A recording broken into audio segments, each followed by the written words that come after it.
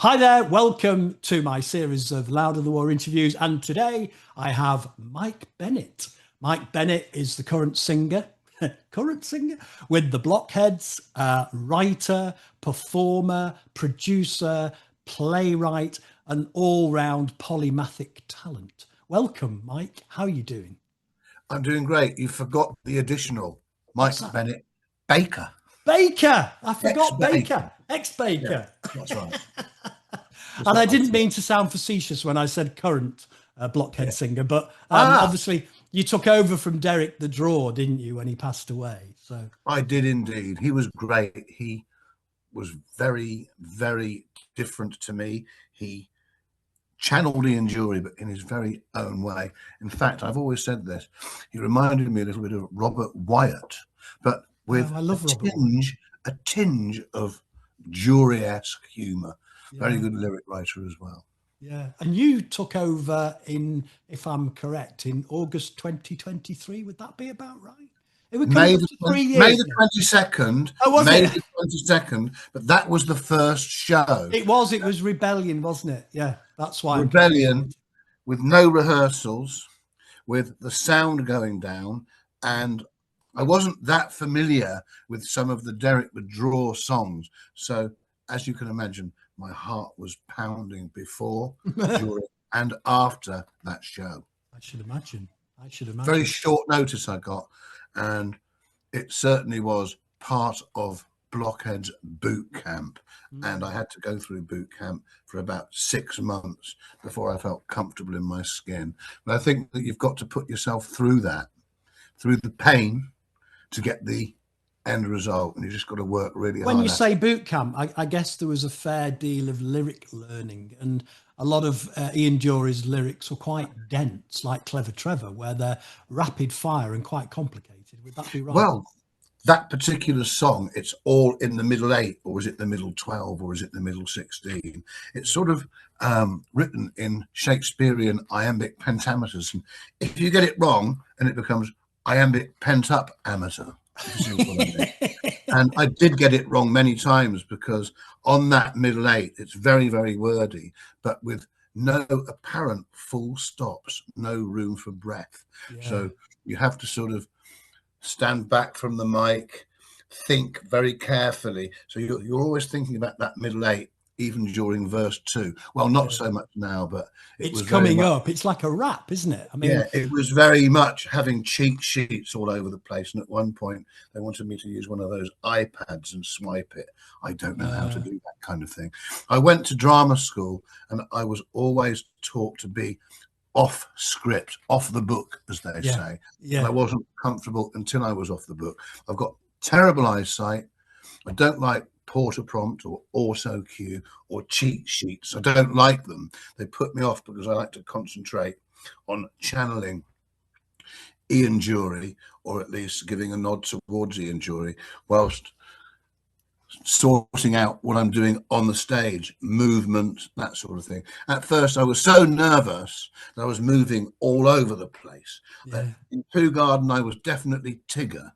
I'm not quite Eeyore yet, and I'm not quite Owl, but I'm getting there, because looking at Ian Jury's performances and Marky Smith's, but that's another story, both of those performers knew how to inhabit space but have a stillness. It was mainly looking at Ian Jury, facial. Looking at Marky Smith, it was very much from the corner of the mouth. It was laconic. They had presence, though, didn't they? They had proper presence on stage, and they didn't really need to jump about. Not that Ian could anyway, because of the polio and the stick thing. I mean, he couldn't really jump around on stage, but he did have a sort of indomitable presence on stage. He was like a solid ox figure standing in front of the microphone, wiping his brow. Well, definitely. And both of these singer performers, both of them were excellent actors. Ian Jury was a very good actor, and Marky Smith was superb in Ideal. He played Jesus Christ, and you only have to go on YouTube and take a look, and it was a very still performance, but that presence, and it was the look in the eye, and as I said, everything from the corner of the mouth, and there was a droll demeanor about both of them. Yeah, and I think that Steve Harley, another person I worked with, was another one who was also an actor and had this presence. And because he had polio, not many people even knew I that. didn't know that. Yeah. See, he had a terrible limp, but not many people even knew that because he was so good at hiding it with eye acting and all that sort of thing. And I really had to sort of go back to basics and go back to drama school when I was forced to learn the whole of Peer Gynt in 2 weeks.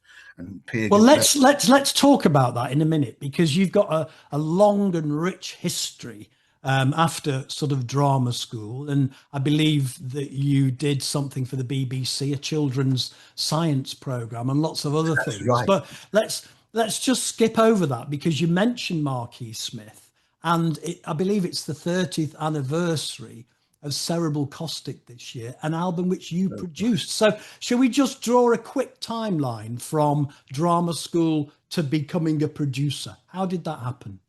Okay.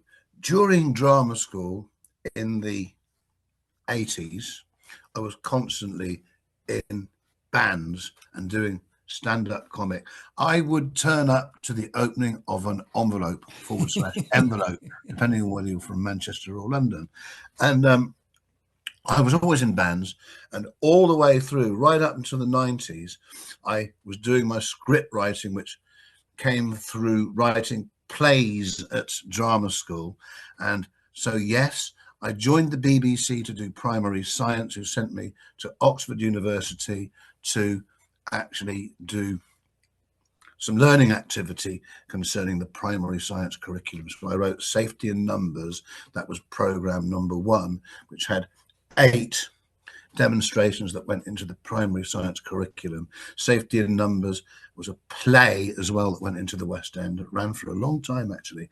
And I created characters like Belinda Box, and that taught children about the cube. Sybil the Centipede, the Century. Captain Zero, the Circumference, the Power of the Naught.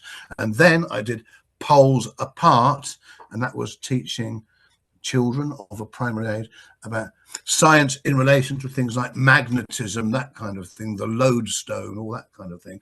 And then I did something called Starstruck. They rebranded it as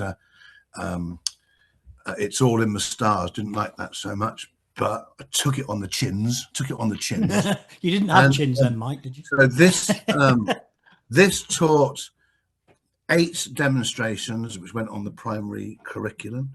Still on there, I gather. Oh, wow. To do with astronomy. But during this, I was a restless soul, continuing to be in bands, mainly as a songwriter. And this is how I got into production, because I was writing for and with people like Toyah Willcox, also known as Toyah, Hazel O'Connor. I worked with Buster Blood Vessel as a solo artist, but never with bands, funnily enough. It was more like getting arrangements together and putting the vocal on the top. And it started with Toyah. I just could not get a record deal for love nor money. We just couldn't. We didn't know how to do it. You mean you independently, or you for Toyah? Well, me independently. All of us, we were all sending out. You probably do remember these times. The demo tape. We used to make a cassette. A cassette, and get this thing called the White Book and send them round all the labels. Each and every one of them gained a little bit of interest, and then guess what? Right at the end, we were turned down. Yeah. So the only way I could go about it, and it was suggested by somebody, was to make the album as a finished piece of content and get the White Book out again, but send the finished product to the licensing department. Oh, I see. This was far more successful. We got Dream Child by Toyah away. We got Ignite, Hazel O'Connor. I started to get things away. So Kim Fowley, that was one. So Kim Fowley was a 60s mad record producer, I believe, worked with Slade at one point. Yeah, and the Byrds, Alice Cooper, Emerson, Lake and Palmer, who I got to work with as well. The Runaways, Nirvana, Kiss. Phenomenal in one way, but the crazy way is what happens. So managed to get all these records away finally through a thing called licensing. Much easier, much easier, at least back in the day. And this came to the attention, I'm referring to the Kim Fowley album, Let the Madness In. Not the best album in the world. I seem to remember Kim Fowley singing over the top of a bunch of things he ironically gave me on cassette, and I put them on something called a DAT. And then I did a second album with him, and that had people like William Orbit and Ronnie Size on it. It was a lot better. But anyway, this came to the attention, apparently, of Mark E. Smith. Oh, right. This was in 1995, maybe, late 95. And it had my license from, it had the name of our company, and it had our details on it, including a fax number. This came to the attention of Mark E. Smith, who religiously collected Beefheart, Fowley, Zappa, Can, anything left of centre. Yeah. And it came to the attention of Mark E. Smith, and I was making a record with Jay Stapley, who did the guitars, or some of the guitars, for Dogman Star by Suede and Roger Waters' band. And a fax came through, and it said, to Mike Bennett, would you like to produce the new Fall album, £200 a day, 12 days? Well, this is it still wasn't a big budget for an album. It wasn't a big budget at all. I said yes. Marky Smith eventually called me, and here's the irony of it. He said to me, I'll be sending you some demo tapes. I won't try and do his accent. I'll be sending you some demo tapes before we go in. I'm thinking, oh, so he's still on that old chestnut, you know. But he already had a deal, so it's strange, demo tapes. But they didn't arrive. And the studio was booked, Pavilion Studios, Ladbroke Grove, 1996. Not only did I not receive the demo tapes, I had no idea what the set was. And they didn't turn up on the first day. They didn't. In the studio, you mean? Yeah. So you booked the studio and they didn't arrive? Yeah, I'm thinking as somebody played a prank. I was with Tony Ayers, who did On My Fire 5,000 Volts, and Steve Rowland, who produced The Herd, and Peter Frampton, and Dave Clark 5, I think, that sort of thing. They owned the studio. I was sat there twiddling my thumbs, and that we decided that it had all been a hoax. That it wasn't really happening. and we couldn't get hold of Mark at Cog Sinister in Manchester. We couldn't get hold of anybody, and the demo tapes, whatever that meant, hadn't arrived. And we decided it was a hoax. And then on the next day, a big truck arrived, and I think Carl Burns on his huge motorbike, and welcome to the weird and wonderful, frightening world of the Fall. You know? So Carl was the drummer at that stage, was he? Well, there was Carl Burns and Simon Wollstonecroft. So they were doing the twin drummer thing, like they did at our Louder Than War festival. They last did. week. Yeah. But for reasons unknown, 2 days in, Carl Burns was no more. I don't know why. He had contributed, but anyway, then it was Simon. But also, I was sent a very small contract on a piece of paper that was typed up on one of those 50s style typewriters. It was really strange, but there it was. That was sent by fax as well, so it was strange. And it said part of the contract was no click track. Didn't want a click track, yeah. Please remember that prior to this, I'd not really produced bands.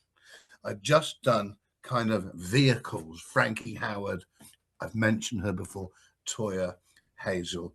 Yeah, the comedy records. You made the Teddy Bear's Picnic, Buster Bug Festival. So I would just have arrangers, people like Steve Etherington from, ex-Rubettes, did arrangements for the Sisters of Mercy stuff. I would have arrangers, and I would just work with the singers. This was really my first band. Simon Wollstonecraft took me aside at the beginning. He went, "Can I have a private word with you? I need a click." Well, I've signed a contract, no click, 2 drummers. So I had to work out in my very naive way. I had to consult the engineer. How am I going to do this? And we managed to feed a click track through to Simon and Dave Bush on keyboards, who was in the back studio. They managed to have a click, and the others didn't have a click, and I didn't really know what was going on. But just as an aside, how many bands do go into the studio and play to a click? I mean, it keeps it all in time, right? It keeps it all in time, and it makes it much easier to remix in the long run. Yeah. Sometimes when I'm working with a band, I know I'm going off piste a little bit here. Yeah. Sometimes we might do a track to a click, and it might sound very rigid. We might decide to do one completely live through the desk at the end of the day. And actually, I would get the engineer to set it up like a live gig, and that way you wouldn't really need to mix it at the end. So you can do it with a click and without a click. A lot of the bands don't like a click track at all. You know, more of the sort of garage type bands, you know, often won't use a click, but it's much easier to remix if you've got that click. But I'm guessing if they don't have a click, then it risks the whole thing going out, doesn't it? Yeah, but sometimes going out sounds great. Because it sounds vital and live. So, you know, I mean, this was a strange album indeed, because the idea was to do it flat in 12 days. And Marky Smith also, when he met Tony Ayers and Steve Rowland, decided to order in his own keyboards for his own sessions. I didn't know Mark played keyboards. I was surprised until I found out that he was using a technique that he called fist keyboards. Yeah, fisting. So I've seen him do that. Yeah. If I remember rightly, we had a Juno, an Emu, and then there was a slave keyboard. And he brought in these floppy disks, and the floppy disks had him talking and effects like this. And so one day we had a fist keyboard day. I was getting very concerned about this because I didn't know what they were. I was young. This was my first band. Everything sounded quite clean. And suddenly it was pounding away or doing that. There was a track notoriously called Bonkers in Phoenix. It was a typo.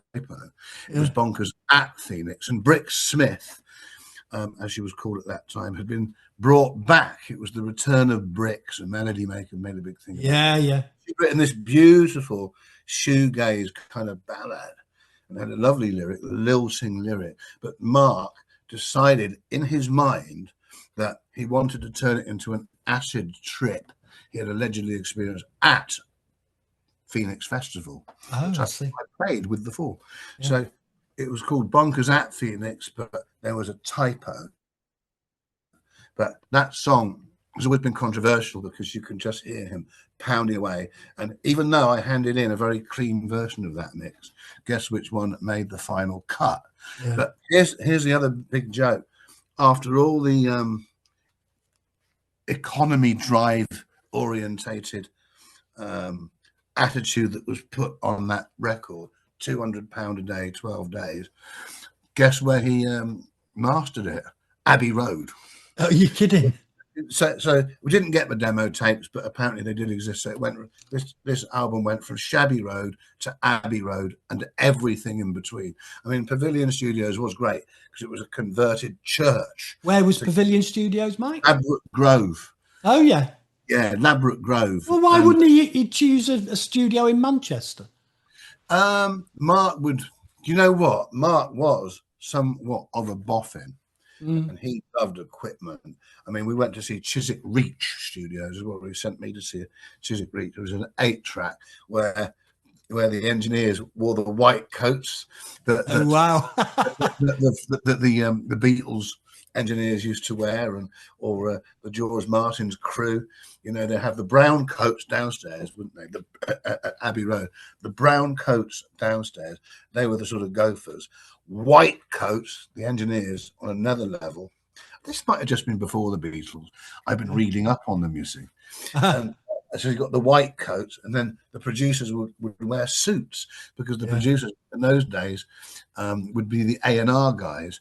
And, you know, you've got sofa producers, cigar producers, A&R men producers. Comedy producers like George Martin before he did the Beatles. Yes, well, I mean, a gift, really. A comedy producer. And apparently, lots of those sounds on the Beatles records, he had a comedy drawer full of like whistles. You can hear them on the record, you know, whistles and things that made crazy sound and whizzz and all that. You can hear them on the records. And I think that what a stroke of luck and stroke of genius. Did you have a comedy drawer, a comedy section that you could put onto the Fall records? Of course. Well, no, not on the Fall record. Being a comedy producer yourself, of course, well, with Frankie Howard.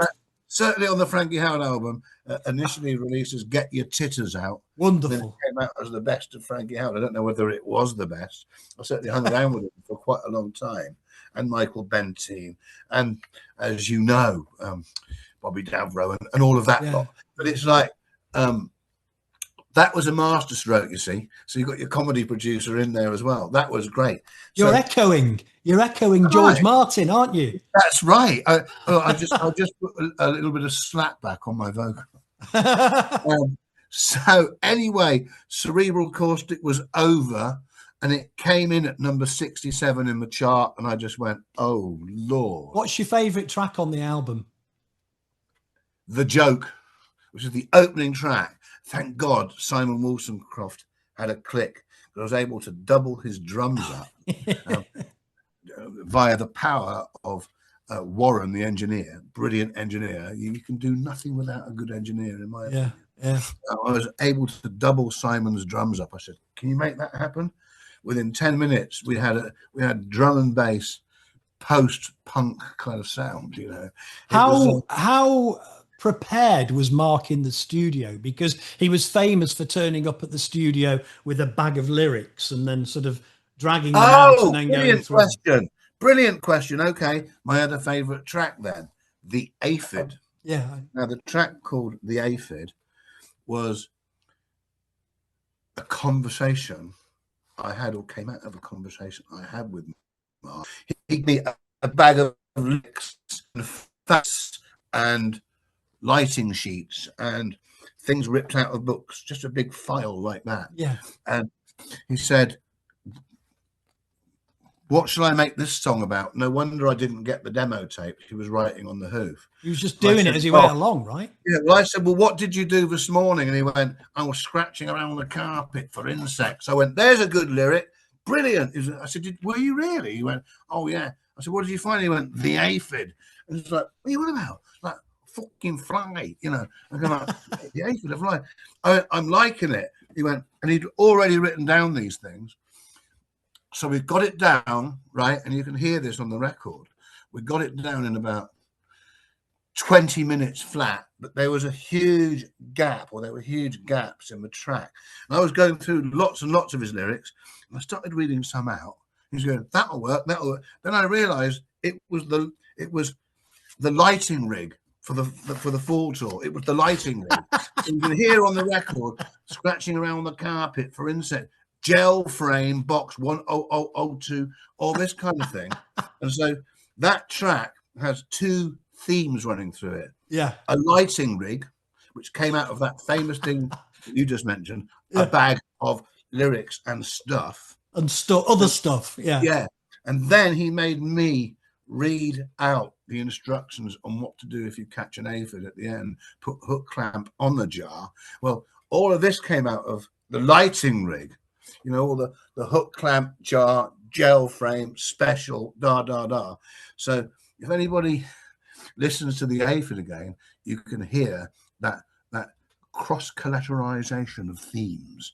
And I like that. You know, I think it's really creative and surreal. It sounds like an Aphex Twin types thing, you know. Yeah. Or maybe a Sid Barrett with just a list That's right. And there's another track on there called Pine Leaves. Yeah. I couldn't stop him, but he did one of the vocals with the microphone in his mouth. Okay. I had to run down to Tony Ayers and say, will he get electrocuted? I was going to ask the question. Yeah. He said, well, as long as he doesn't salivate. I'm going, oh. Anyway, that's that, over and done. But how did you record the band in the studio? Because, of course, in the 60s, and Kim Fowley would have been very familiar with this, you basically have them all playing at the same time, mic'd up. And, you know, some of obviously the first Beatles album, it was recorded as a band in the studio before they started putting the drummer in his booth the singer in his booth and separating all the tracks. How many tracks did you have to play with? And did they play live in the studio? Or did you separate it as stems? Right. Okay. I can remember it very clearly indeed. And remember, I was a bit of a novice to it because I'd done these kind of vehicle albums before where we had arrangers and that kind of thing. And it was more about the songs. Well, this was all about the songs, but it was also about recording a live band from a fairly naive but exciting perspective. The band was recorded totally live, but with Dave Bush playing keys in a back room. So he was in a different room, but it was completely live apart from the fist keyboards sessions. It was half a day. That was added as a separate track, was it? That was added as a separate track. There was the occasional overdub, but very little, which brings me neatly into the next phase. I mentioned that it came in at 67, something like that, and became the Marmite album because it did gather momentum over the years. Was that the highest chart position they'd had, or no, they had higher before? No, much higher. That's the point. Infotainment Scam was number 8. I think Middle Class Revolt was much higher, although Cerebral did go much higher in the charts in other territories. I have to say that chart position was disappointing, and I thought, well, that's me. I'm done. Anyway, that record went out on the ironically named Permanent Records. Permanent. They're not around anymore. How ironic is that? But were you feeling impermanent when you'd finished it? Oh, totally. I mean, although it did get some good reviews, it did become the Marmite album. I make no bones about that. Yeah. But would it have been your fault had it not gone higher? I mean, was it your fault? I mean, the songwriting was done predominantly by Mark. I believe you had a bit of a hand in it. I can't answer that question, but as a fledgling young guy, you felt a little bit disappointed with the initial result. But I was walking down Kensington High Street one day where I very ostentatiously had an office, number 15 Kensington High Street. Why I did that, I don't know. Expensive. It wasn't that expensive. I feel on it. But I was walking down the road and I heard this, "Oi, Mike," and it was Mark Smith. He was carrying his bag of lyrics, as usual, the carrier bag man. Yeah. And he said, "How would you fancy doing the next album?" And I went, "I'd absolutely love to." And guess what? It was on Jet Records. I went, "Jet Records? Wow." And what he had quite well known at the time. I mean, what he had done, because he loved Jeff Litt, he'd negotiated a deal with Frank Lee at Trojan Records. Trojan owned about 12 subsidiaries, 12 different. This is Slade's Jim Lee's brother, right? That's right. That's right. One of the dormant labels post ELO, and maybe Gary Moore, I'm not sure, post those artists, it was known as the ELO label. That was a dormant label. They just carried the catalogue, they carried the titles. He had that reignited just for the fall. Wow. There were many other people putting in pitches to release it. Beggar's Banquet wanted in, and Mark was actually a shrewd negotiator at times. Managed to negotiate a far better budget. I was in heaven. He said, you know, I mean, how long do you want? You know, because I put in a complaint about the 12 day.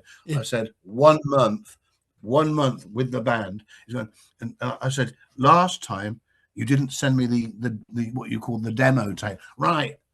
Well, I want you to help make the demos, the demo tapes. I mean, demo tapes, okay. And so I got another 2 weeks just to do the demo tapes. Of course, you can imagine this was at Bucks Music in Notting Hill. You can imagine I didn't make demo tapes. I used the 2 weeks for pre-production. So only two people came up. Simon Wollstonecroft came up. He'd written a couple of tunes. Brick Smith came up for those sessions. But at the same time, we got rehearsals. This was just extraordinary. But just let me stop you there for a second and just go back to Cerebral Caustic. It's the 30th anniversary of Cerebral Caustic this year. Yeah. Are they going to re-release it? Is that Is that on the cards? I would imagine so, but I think it's just out there on that many labels. Yeah. I thought it was on Sanctuary, but now it's on Cherry Red. You think they'd do like a limited vinyl release or something like that, wouldn't you? I don't know who the stakeholders are. I guess it's Mark's family, isn't it? I think so. But just another Cherry question. Red. Did you play any instruments on Cerebral Caustic, Mike? I didn't play any instruments whatsoever. I did that tiny little vocal. Yeah. Just a tiny little vocal. Well, you're listed as being a member of the Fall at some point. Well, isn't Wikipedia. Everybody? Isn't everybody? Well, there's 73 of you, but apparently you were in there. Well, the thing is, I don't really look back at myself as a member of the Fall, but when we got to the light user syndrome, it was a. If you listen to the two, they are just so different because it's more technically proficient. I don't know whether that's a good or a bad thing, but we had that fantastic 1 month at the lavish Dairy Studios in Brixton. Yeah. Gosh, I even got courtesy cars and everything. I'm going, wow. So they were much better rehearsed before they actually put the stuff down. Oh yeah, definitely. And that made the big difference between Cerebral Caustic and Light User, right? Yes. And I think at one point they put them both out together as a re-release. I think Demon did that. I think they called it Northern Attitude or something. You can definitely hear the difference. I'm not saying that one is better than the other, but the Light User was definitely more successful and indeed spawned the indie hit single, The Chiselers. Yes. Which, well, actually, again, because that was a single, we went to Battery Studios and you can hear it's a slightly different sound. We did most of that at Battery Studios. But that came after, or was it during the sessions? I think it was slightly after. I think it was floating around well before I came on the scene. Yeah. And even had incarnations prior. Mark once jokingly said, "This is the Fall's Bohemian Rhapsody." Well, but the Chiselers is a bit of a landmark, isn't it? Yeah, I think so. Yeah.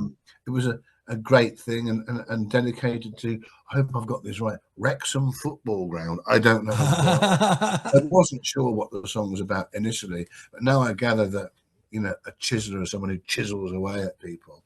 I thought it was about internet hacking because Mark tells you. Isn't Ryan Reynolds the owner of Wrexham Football Club? I think so. Yeah. I think so. So Mark will tell you what something was about and give you a different spin on it on another occasion. And you'd find out that it was about both, depending on what was Mark like to work within the studio? Did he let you get on with it? Or was he domineering? Was he understanding? No, he was. I thought he was great. He would go, "All right, I'll leave you now, cock." And he'd go over to the pub, have a few pints, and he would give you your quality time. And also, even if you went out drinking with him afterwards or went on a little binge, it did happen occasionally, you know.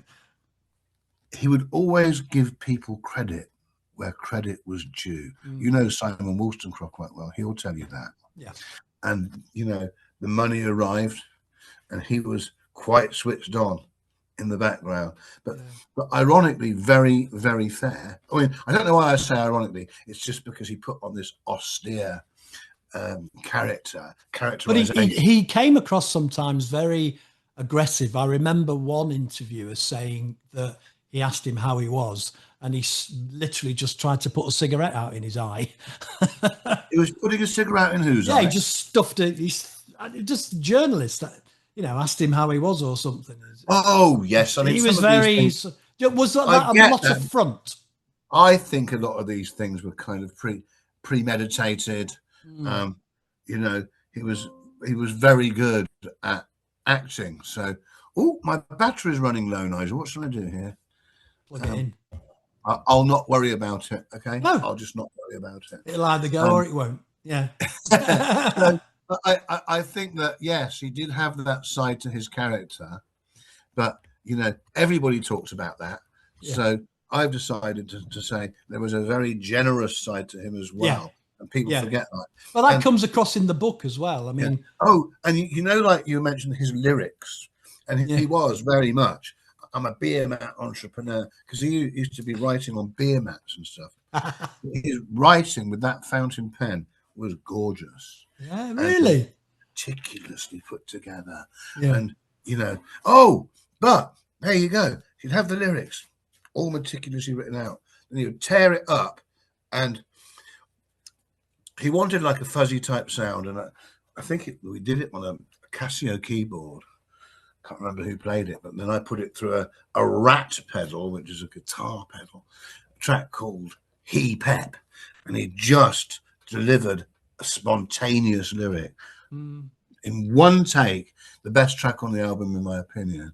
It's aggressive and it's got the surreal lyric. I keep my Parker pen under my ear. I go, isn't it over the ear? Under. It's under at all times. It's Parker pen, right? And that's what he wrote the other lyrics on. This one was a diatribe, an on-the-spot diatribe, if you like. Yeah. There's another track on the album called Hostile, and it kind of, that was an impro as well.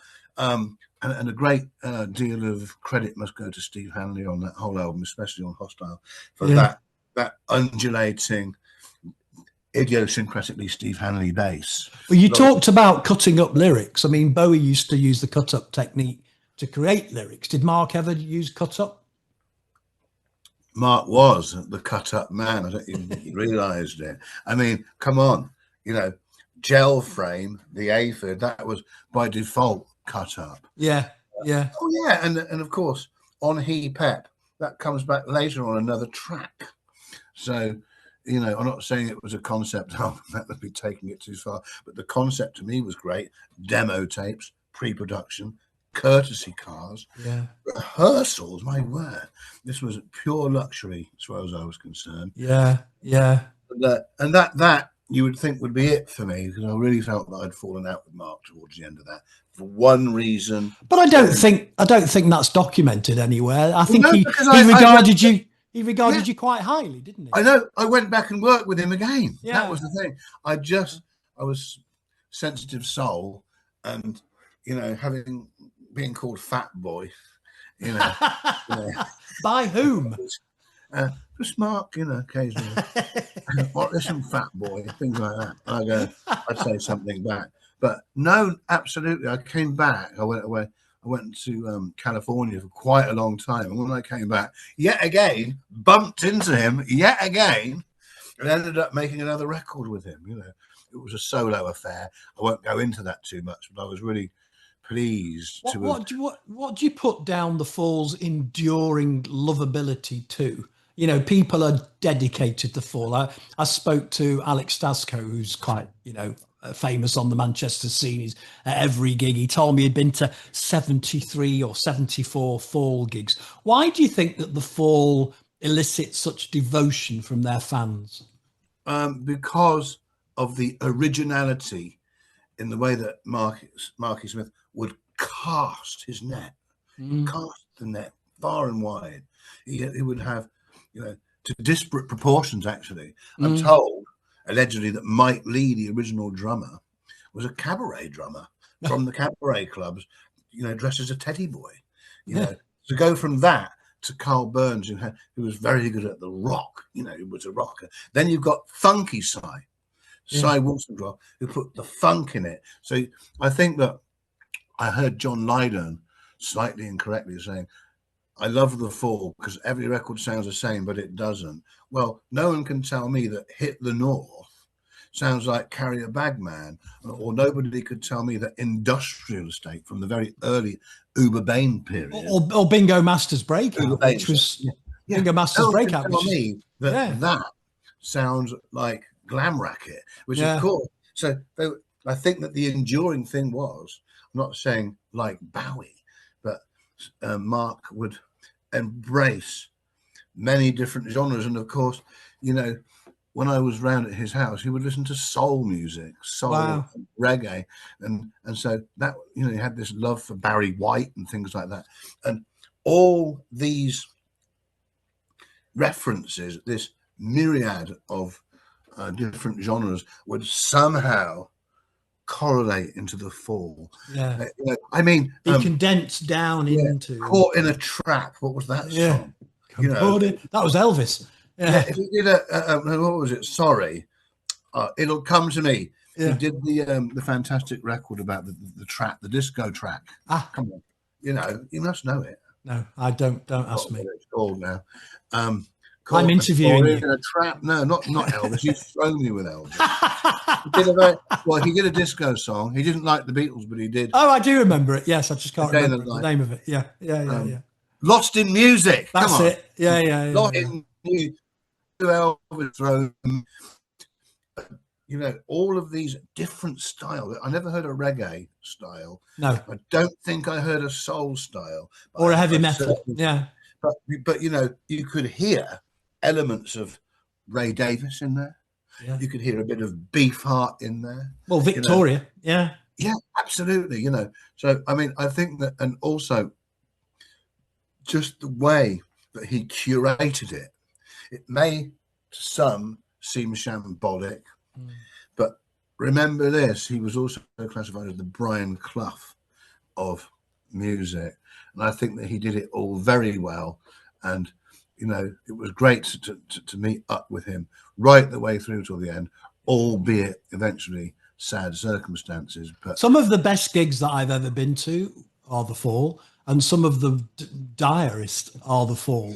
You know, I went to see him at the Academy, or one of the academies once, and it was in the late 90s, and it was utterly dreadful. And literally, he had his back to the audience, and he was fisting the organ, as you say, you know, for the... Oh, yes. He was just making a mess of everything. And it was almost... And I'd taken an Italian friend of mine who'd never been to a gig, and I don't think he ever went to another one after that, to be honest. Would you call that sort of... Would you call this the self-destruct button? Oh, absolutely, 100%. It was self-destruction. He was just meddling, you know, and he did that right through to the end in turning people's instruments off and just being a devil on stage, didn't he? He did it on stage, on the Pyramid stage during a Gorillaz concert. I won't talk about that too much. Just look at it online. Oh, have you listened to the new Gorillaz album? Because one of Mark's vocals is on one of the tracks. It's wonderful. I know, it's just great. Yeah, you know, his light seems to shine on. Yeah, you know? Yeah. So you know, absolutely, it's absolutely terrific. That I think he is timeless, and I don't think that his light will fizzle, which is a great thing. And you've got people like House of All, yes, who I think are keeping it alive. Absolutely. I saw them at Louder Than War Live on Saturday. I missed it. I was absolutely gutted. I've seen the show 3 times. Yeah. It's got Paul Hanley. It's got Steve Hanley.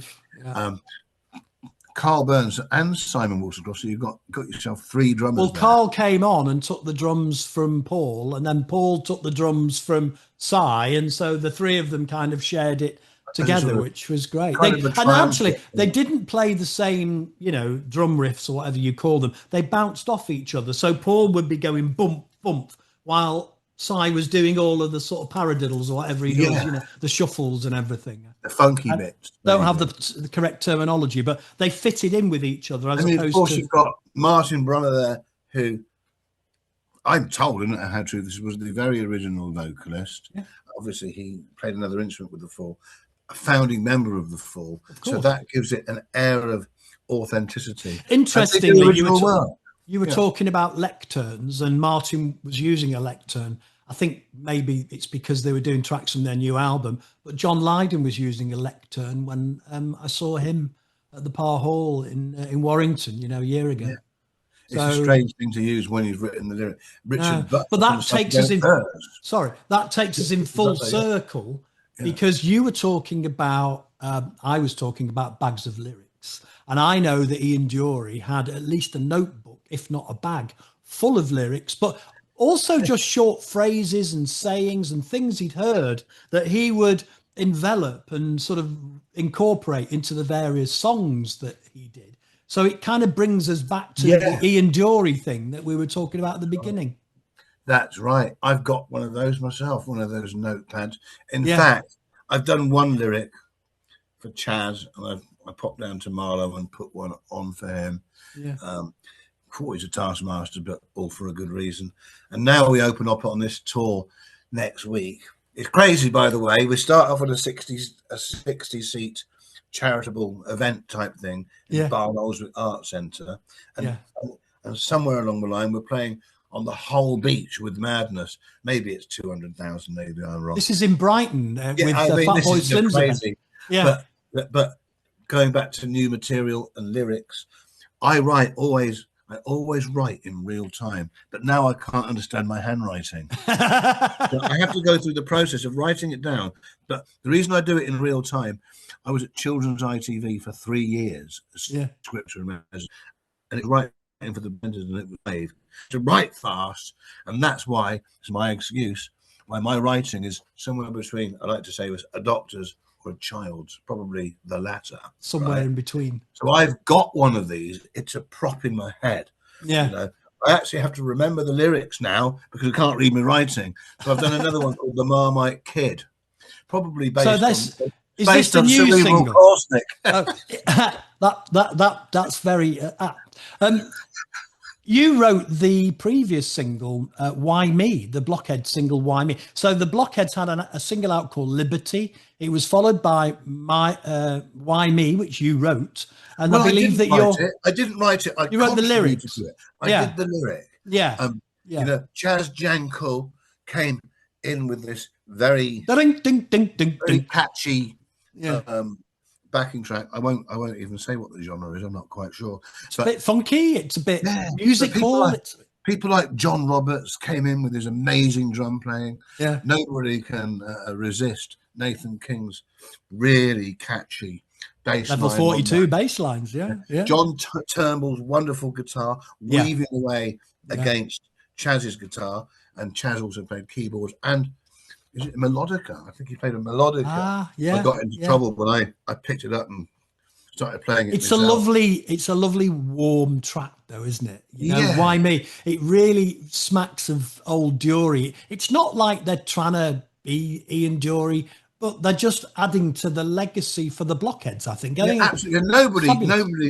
Nobody can forget once they've heard it the wonderful sax playing of Dave Lewis, who's a highly experienced guy, long-term Blockhead, and it's that whole band really that have that totally original sound that provides a sort of a canvas for someone like me to paint upon. But you're protecting the legacy, because of course the legacy goes all the way back to Chaz and Ian in the studio, recording the first album together and being together from the very beginning. And Chaz is still there. Mickey's still there. And Johnny's still there. Absolutely. The core of the Blockheads hasn't changed really. And Mick Gallagher, who can forget? Who can forget Mick Gallagher? I mean, I said Mick, yeah. Yeah, I know. But in the 60s, he was a bit of an animal. He had a bit of a a bit of an animal, and he was a bit of a clash in the 70s. Maybe early 80s, but then he cut the crap and remained a Blockhead. Oh, very good. And he's the guy that not just plays the keys rather brilliantly, that sort of super squelchy sound, co-written, by the way, with Peter Frampton, Showing Me the Way, all kinds of things. Yeah. But, played with various incarnations, I think, of Linda's Farm, or played with some guys from Linda's Farm. I interviewed Johnny. He told me his history. Yeah, The Chosen Few. Yeah, I remember them. They were great. Loving Awareness. That was the band that John Turnbull and Mick Gallagher were in, and Norman Watt-Roy. Yeah, and that became part of the family tree that became the Blockheads. And out comes New Boots and Panties, but that is not, if you look at it, credited as the Blockheads. No. But the embryo, I believe, was forming. Yeah. And I swear to God, somewhere in the attic, I've got Sweet Gene Vincent. Maybe it was a reissue because it's credited as Ian Dury and the Blockheads. Yeah. Strangely enough, But people need to remember that the Blockheads are always going to be synonymous with Ian Dury, but people like Paul McCartney and the Welsh presenter, the lovely woman from Catatonia, Cerys Matthews. Robbie our Williams. memories aren't very good today. Cerys Matthews, Sinead O'Connor, they've all performed. Shane McGowan, Robbie Williams. Robbie Williams. Yeah. There you go. Even on TV, on on TV. I think Robbie Williams did Jules Holland, Sweet Gene Vincent, one of my favorite tunes. So a band both versatile and I think escape easy categorization in this sort of dense thicket of funk, punk, new wave, jazz, but it's not obvious. It sort of flows into one, and each album is different. I didn't really hear too much adverse funk until Do It Yourself. That album opens with a funky thing called The In-Between. Is still Great not record. Not quite sure what that's about. Whether I want to know what it's about. Yeah. But, you know, it's a piece of surrealism in the sense of the lyrical side of it. So really, I mean, the quality of the Blockheads and the era of Ian Dury, and I've seen the Blockheads a couple of times, shines through. And you're not changing the legacy. You're protecting the legacy. You're actually projecting forward in a way that maybe Ian might have written lyrics similar to you. You are cut from the same cloth. You've both got the same fascination for music hall, right? Ah, yes. Well, there you go. I didn't mention old time music hall particularly. Yeah. You know, you could go right the way through from Murray Lloyd to Arthur Askey. Yeah. But there's this British sensibility which you will hear on a Chaz and Dave record. Yeah. You will hear on a Madness record, a Bad Manners record. But you won't hear it in the same light. That's not knocking any of those other artists. This really was because of where Ian Dury came from in his vivid imagination. So there is that element, and I think that sort of made it by default a little bit punk. And I think that being on Stiff Records and ending up on all those punk and new wave compilations could only have helped. And I think that Ian Dury was the first guy to wear the razor blade in the ear. I think so. But punk inherited a lot from, or, you know, incorporated some music hall into you know, sort of Steve with the handkerchief on his head. And, you know, all that sort of. And people like in the ska world, the Piranhas, you have to laugh or else you'll cry and all that stuff. But it was a very British thing. And one thing you can say about the Blockheads, and, you know, I love that of, you know, Nick Drake and Syd Barrett and people like that, is that all the songs have always been sung in English. With a British accent. That's right. Saying. Yeah, and Marky Smith the same to some extent. Yes. And the Beatles, he did drawl a little bit sometimes. A bit Iggy, yes. Yeah. But then you look at the Beatles when I'm 64. Yeah. That is classic old time music hall. Yeah. But maybe from a slightly psychedelic experience, you know. Tell me about the future then, the next few weeks, because I believe you're going on tour next week. I'm trying to get this vocal down for Chaz on the Marmite Kid. Yeah. For Tamara Smith, I'm working on an audio play written by Sarah Kane. She just joined Poppycock, hasn't she? She has. Or she's a guest artist with Poppycock. Another fall-related plug with Una Baines, who was, I believe, married to Martin from House of All. It's all getting a little bit intertwined here. But she's going out with Poppycock and she's recording. It's like a long pop video with several themes emanating from probably not your favorite subject matter, mental illness. But I'm trying to make a light of it. I know it's strange, but there are comedic things coming out of this. So I'm working away on that one. Yeah. And I've been working on a thing called We're in Manchester with Melanie Williams at Spirit Studios. Oh, yeah. And it's a sort of, I don't know whether it's ska or dub yet, or whether we've accidentally invented a genre. It's okay, I'll pop it over to you at the end of this session. Cool. But I'm working on that, and also working very closely with Wilf Mann at Nova in London, doing a bunch of audio books. John Lydon springs to mind. There are a few different ones. You're a very busy man, Mike. Yeah. So I'm working on that, and I've been doing it for 3 years for Craig Charles, War of the Worlds for children, and it's been the one where I've experienced the most writer's block in that I keep reading the drafts and just not even putting them by. Is this in the same vein as Twisted Oliver that you did for John Yes, Otway? Oliver's Twist. Oliver's Twist. I did that audio book during, I don't want to call it COVID, during that thing called lockdown. Did that at Shockdown. I did that for John Otway, and it needs to be re-released because it's put up in little tiny chapters and it doesn't make any sense. I've got to point that out to the publishers. They're very good. So if somebody wants to come and see you with the Blockheads, yes, give us a little taste of how the tour. Well, I'm told to mention some specific dates. Well, we'll post them all up below, but you can mention them as well. I'm told 229 in London is a good one. I'm told. When's that? It was written here, right? This is why I don't trust digital. Well, they're all down below, everybody, so you can have and it's vanished. I'll get somebody to help me out with that. Bit of tech support. I'm told to mention Hampton, the hub in Hampton. That's a London date. Let me just give you the dates that I'm told to plug so that Mickey will be happy. Hampton on the 24th of April, and then the 229 on the, I can't read it, I don't have my specs, but it's in May. Cool. This is where writing things down in. It's absolutely fine. I can't read my handwriting. We'll publish them down below. Everybody. I beg your pardon. We'll publish them down below. That's a bit naughty.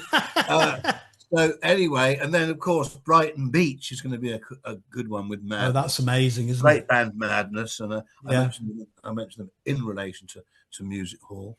So yes, I've got that. Hopefully, War of the Worlds for children coming through with Craig Charles. I believe you've been doing. Before I meet him at the Brighton Beach gig because he's playing it too. Sorry, go on. I believe you've been doing a bit of a remix of Love Will Tear Us Apart for our wonderful play. I have. I've done about 9. Yeah. And also in conjunction with Steve Etherington's Symphonic Ibiza. And Melanie and the cast and everything. Melanie Williams got all of the cast in it. You don't know this, but you're on vocals. Way!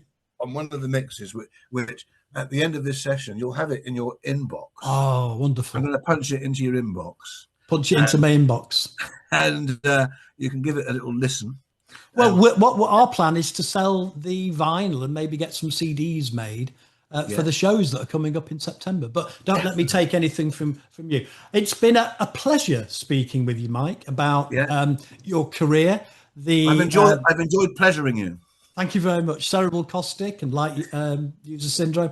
The wonderful history with the Fall. I mean, I can't hear enough of that. It's fantastic. Brilliant. And thoroughly enjoyed it. And obviously, go and see the Blockheads. They're wonderful live, and Mike's your man at the front. So thank you very much. Thank you very much, Mike. And it's been a pleasure talking to you. For Louder Than War. Thank you. Bye-bye. Bye.